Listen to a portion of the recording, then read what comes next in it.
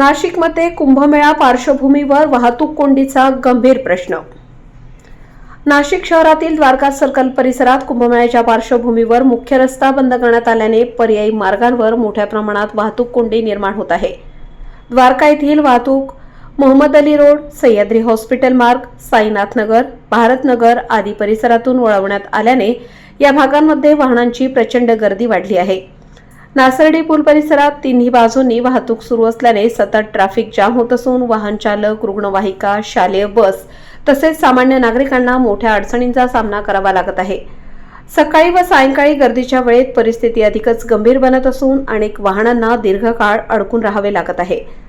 Sahyadri hospital परिसरात रुग्ण व त्यांच्या नातेवाईकांची ये-जा मोठ्या प्रमाणात असते।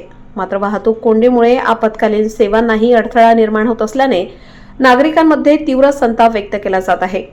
स्थानिक रहिवासी व व्यापाऱ्यांनी प्रशासनाकडे वारंवार तक्रारी करूनही अद्याप ठोस उपाययोजना करण्यात आलेली नाही, असा आरोप नागरिक करत आहेत। या संपूर्ण परिसरात तातडीने वाहतूक पोलिसांची नेमणूक करणे, सिग्नल व्यवस्थेचे नियोजन करणे तसेच पर्यायी मार्ग अधिक प्रभावीपणे कार्यान्वित करणे आवश्यक असल्याची मागणी होत आहे। कुंभमेळ्याच्या कालावधीत ही समस्या आणखी गंभीर होण्याची शक्यता असल्याने वाहतूक व्यवस्थापनासाठी विशेष आराखडा राबवण्याची गरज निर्माण झाली आहे।